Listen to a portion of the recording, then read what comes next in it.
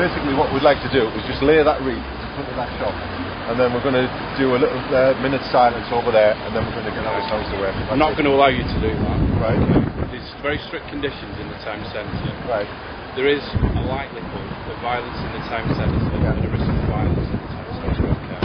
By you doing that, I fear that there may be an escalation at some point, and it's something that we just don't need in the town centre today.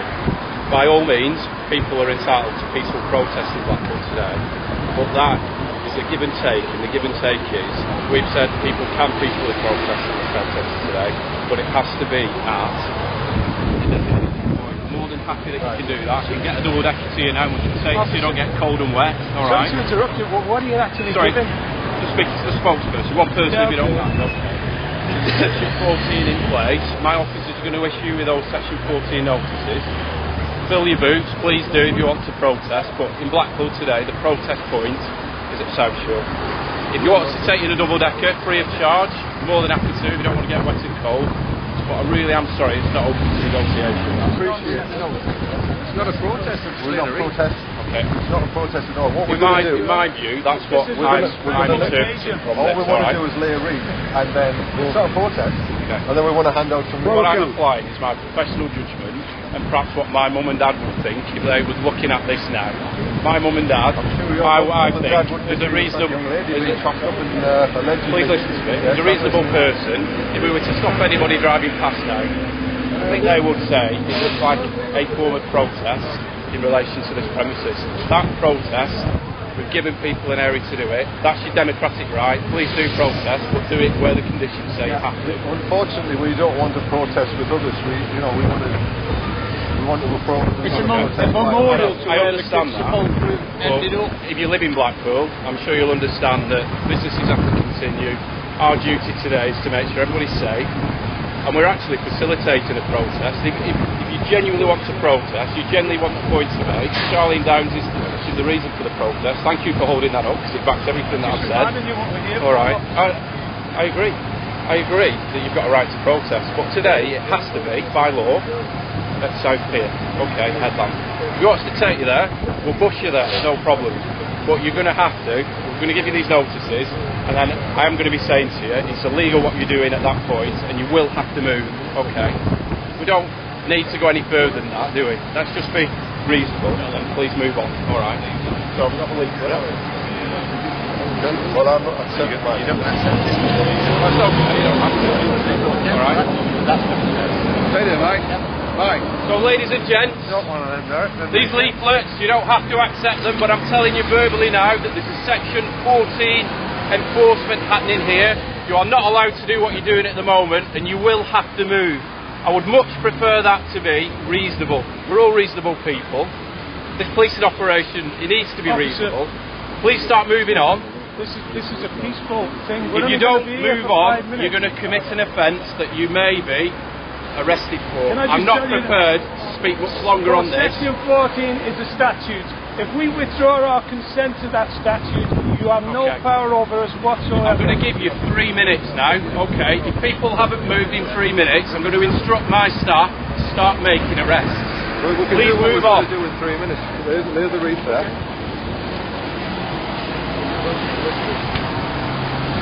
Lord, as you know, we have already brought Charlene before you many times before, but we bring Charlene and her family before you right now today, and we ask, Lord, that you just give them strength to live their daily lives, the family, and help them to cope with this ordeal. And Lord, we pray for justice. Please do something to intervene that we get some justice for this poor little girl and the others that may be involved in such a crime. In Jesus' name, amen. We're outside the shop, folks. We've been given 3 minutes to move on, so we've got to be brief. The officers here are trying to issue us with notices to move Section 14 apparently. We've done our little bit here, we've laid our wreath. They won't let us anywhere near the shop. They're saying we're a danger to society. We're not protesting, all we're doing is making our point that this young lady here allegedly minced and put in a kebab, and it's an absolute disgrace. what can I say? What else can I say? But you know, this is democratic Great Britain. This is what you voted for, and this is probably what you'll get a lot more of in the future if you do not wake up, smell the coffee and vote for the British National Party in the future. Thank you very much. Hi folks, we're here in Blackpool today. We've just laid a wreath near the shop there where the young lady Charlene was allegedly murdered and minced and put into a kebab. We're down the road now. We've been moved on from there. Apparently section 14. We've been told to move on by the police. You can see there's a big police presence here today. I'm sure it's not all for us, it's maybe it's for another reason, but we've got Derek Adams here, and Derek's going to read a passage just to give you a little bit of an insight as to what actually has gone on in this town with regards to young Charlene. Derek. Yeah, I'm reading a passage here from the Mail Online. Basically, police hid abuse of 60 girls by Asian takeaway workers linked to the murder of 14-year-old Charlene Downes. Now, basically, I mean, people will have read this in a couple of years ago. A young girl was murdered. It's alleged that a body was minced up and put into kebabs and sold through this outlet. It seems that the takeaway owners have been cleared of all charges. From what I can gather, they've been given, I think it's £300,000 compensation as well to boot. And now, of course, as Adam just mentioned, we've been turned away from the shop, so they're obviously getting police protection there as well. Getting back to this passage from the Mail Online, at least 60 schoolgirls were groomed for sex by workers at seedy takeaways linked to the murder of a 14-year-old girl. Children as young as 11 were targeted mainly by Asian staff at fast food outlets in Blackpool. They were offered food, alcohol and cigarettes in return for sexual favours. An unpublicised police report produced after 14-year-old Charlene Downes vanished in 2003 found the girls, most if not all white, had been victims of honeypot premises. There were claims last night that the report was suppressed for reasons of political correctness. The takeaway in Blackpool linked to Charlene Downes, who was then 14, and Paige Shivers, then 15, who were both missing. 4 years later, another girl, 15-year-old Paige Shivers, also went missing. Detectives believe she was killed like Charlene, whose body has never been found. 2 Middle Eastern restaurant owners were acquitted over Charlene's murder in 2007, and the crime remains unsolved. The pair still run a kebab shop in Blackpool, which was also linked to Paige, and she too was identified as a victim of sexual exploitation. Last year, police reported that the takeaway was attracting young girls who were being supplied with alcohol and cocaine. The revelations about the scale of grooming centred around the Downmarket cafes comes amid growing concern and disturbing cases involving mainly Asian gangs exploiting young white girls for sex in the Midlands and the north of England. The girls, often from vulnerable homes or in the care system, were befriended by men who showered them with gifts and affection before using them for sex. Former Home Secretary Jack Straw said the girls were seen as easy meat. Of course, viewers from British National Party TV will remember that I was censored on BBC Politics show for actually mentioning that Jack Straw had just merely jumped on a bandwagon, and the British National Party were raising this issue back as far as 2002. Basically, we've been silenced, just as we've been stopped from laying a wreath down at this shop. As I say, police protection for alleged murderers nowadays. Thank you. Yeah, folks, so there you have it. Here we are. This isn't a joke, this is absolute reality. And what we've got here is we've got people, certain members of our community, who are grooming and drugging our children for sex. It's unacceptable, completely unacceptable, and it makes my blood boil. And I'm sure it would make your blood boil too. So what we need to think about is what we're doing about this. Well, in actual fact, it's only the British National Party at the moment that has the guts to speak about this sort of thing. We're here, and we're here for our people, and we're fighting back. We're going to fight back, and we're going to start bullying these bullies, because this is unacceptable. But thank you very much for listening. Here we are in Blackpool. The weather stayed nice for a change, and I'll leave you at that. Thank you very much. Well, mine's Inspector Dave Mangan. Sorry, what's your name, sorry? Inspector Dave Mangan from Lancashire Police. Yeah. You've been issued your Section 14 notice to leave the area outside Mr Bean's. Just let me finish. We still think you're in close proximity, okay, and there's a likelihood to commit a breach of the peace. What I'm telling you now, okay, and you're filming it and we're filming it also, we want you to disperse within 1 minute, make to the official protest site via any route possible, okay, away from this area, otherwise people are going to start to be arrested. Alright? Officer, do you have a map to the official protest site? I can tell you exactly where it is. If you walk down this road here, you will see the prom. If you turn left on the prom, it's about 1.5 miles down there. There's a pub called Yates's on your left hand side. That is where the English Defence League are congregating.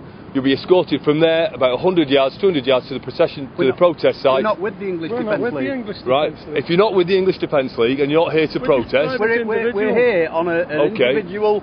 You are aware there is a national English Defence League protest today, aren't you? There is a major policing operation that's in operation today, as you can see. Okay, you're in close proximity to a potentially vulnerable site that we've got a duty to look after as well and prevent a breach of the peace.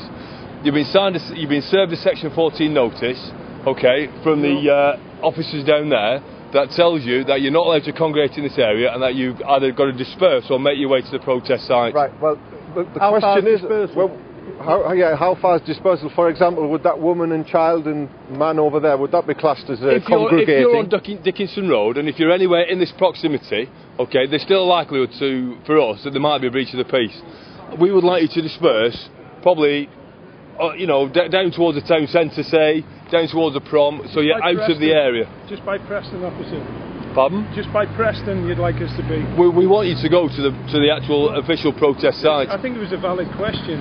How far do we have to go for you to consider that we're outside of the right, you've been told to go to the protest site. We're not with them. We're not going there. Right. We're not part of their protest, officer. We came to do this privately and quietly so that we could leave well before they get here. Because of the emotive issue in relation to this protest today and in relation to what's happened to Charlene, there's going to be a concern from the police and from the public that if there's anybody who are protesting against it, who have issues about what's gone on. I would imagine, officer, that the vast majority of people in this country would have issues with what's happened in that shop. Well, I'm not going to get drawn into this. What we've got to do today is maintain impartiality and maintain a nice, calm and ordered day. All right, you being in this location, okay, is a threat to public order. Now, from our point of view... But we're members of the public, officers, just as that old lady is over there. What I'm saying is, it's a threat to public order, okay? We've got concerns. If you hang around in this area, if you continue to do these interviews in this area, it will become a problem for us and a problem for members of the public, right? You've been asked to move, you've been told to move under the Public Order Act, and if you're still in this area, within a reasonable period of time, I'm talking 1 to 2 minutes, then you're liable to be arrested. Can I just clarify that, officer? Was it asked or told? You're told. Told. And which actual law are you quoting in that? It's Section 14 of the Public Order Act. Statute. The Public Order Act 1986. I'm not going to get drawn into legal arguments here, guys, okay? You've been given your warning. I'm going to leave you now to make your own decisions, and then we will act on what happens next, alright? I'm going to take a step back. Hang on, officer, did you say a minute? Right, it would only take a minute. It'll only take a minute anyway. Derek, you heard that there, the officer. We obviously live in a Stasi state here. Quite unbelievable when you think about it. Anyway, we're giving out these leaflets today. So I do this one as well? No, we'll do that later, Mike. We're giving out these leaflets. Our children are not halal meat, and our children are not halal meat. We must put a stop to this, folks. We must wake up before it's too late. Now, we're going to move on before we get arrested because we have work to do here and we're going to be no good in the cells. We need to give out these leaflets and wake up some of our people. Our children, our young girls are being groomed by Muslim paedophile gangs in this country. It's happening here in Blackpool. We are here in support of Charlene Downes, who was murdered here in this town. Multiculturalism clearly is not working. The British National Party is the only party who says what the people of this country are thinking.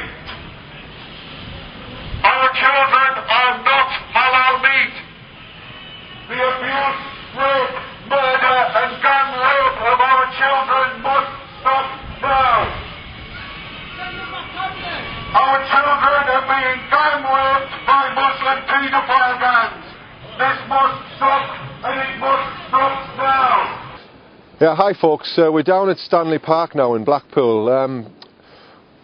We've moved from the town centre and we've been out there putting our leaflets out, our children are not halal meat, and we've come to this area here, a very beautiful part of Blackpool, to lay the wreath on this bench here. Now you may ask why we're laying the wreath on the bench when we've already laid it in the street in front of the shop down in the town centre. Well, the reason is that because as we were walking away, the police said that they were going to remove the wreath, the flowers and the photograph of Charlene because they were rubbish and that they may be inciting racial hatred. So the reason we've took those items away is so that we can come here and lay them in a dignified manner and know that they won't be thrown away immediately as rubbish and as some type of item that may be used for inciting racial hatred. But just part and parcel of what we've come to expect in our modern day society.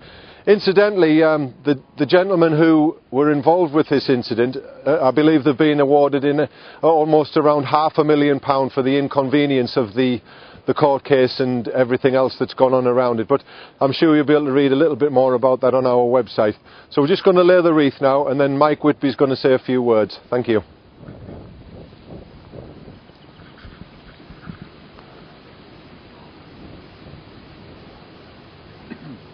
Disgusting what's going on, and as it has been today as well. You know, we've come to honour the memory of this young girl who was only 14 years of age. She's gone missing. Her body's never been found. She's allegedly been murdered and put into a kebab. Now, why do people know that? Well, these people who were the alleged murderers were bragging about it to their friends. And the police heard about it, so the police put microphones in their cars and in their homes and tape recorded what they were saying. Now, I've got extracts. This is on the Daily Telegraph, Mail Online, lots of things from 2007. This is just some extracts of their conversation. First of all, the police had more than 52 tape recordings of the captured surveillance of Mr. Raveshi's home and his car between February and March 2004. Charlene disappeared in November 2003. The jury was told, because they were actually brought to court, these people, the jury was told that in one conversation, Mr. Raveshi said to his partner, Mr. Albertiki that is, well, hopefully I done it properly, you know. He thought he saw me cutting her body up. Do you remember when she was bleeding to death? Yes, replied Mr. Albertiki, so that she made a mess, Mr. Raveshi allegedly added. Later in the transcript, Mr. Raveshi allegedly says, the last one of them, presumably stab wounds, it was the last deep one, and then it was to the heart that finally killed her. At one point, Mr. Raveshi said, I'm so worried, and you was the one who killed her. Apologies for the grammar, but this is the way it reads. In his opening address to the jury, Tim Holdroyd for the prosecution claimed that a witness had heard Jordanian-born Mr. Albertiki joke with fellow takeaway employees about how the teenager had been chopped up and how her body had gone into the kebabs. Mr. Albertiki of Blackpool denies murdering Charlene, with Mr. Raveshi, also of Blackpool, who denies disposing of her body. As Adam said, these people got off with it because the CPS, remarkably, with all this evidence, they cocked up. They made a mistake. So these two got away on a technicality. And as Adam said, collectively they got around about £500,000. So first of all, they murder this girl. They cut her up. They make a kebab out of her. They make money on her dead body. They go to court, costing us millions. Then they get money again. And now today, as Adam said, they've got the protection of the police force. And that same police force, I won't say what I think they are, they've described these flowers, this photograph, and that wreath as rubbish. And they will do away with it, as they do with all rubbish. So, you know, over to you, Adam. Thanks for that, Mike. Yeah, we're going to have a minute's silence in a minute. Mike's going to lay his flowers, he's going to lay the photograph. We'll have a minute's silence, and then we'll end this part of our day. Thank you.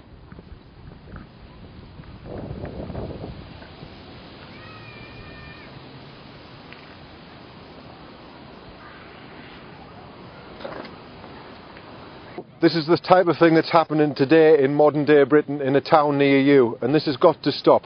It's only the British National Party that cares about our people enough to bring this to the forefront. We have our elected politicians in Parliament won't even touch this subject, but we believe that it needs to be brought to the forefront, and we believe that people need to start thinking about it.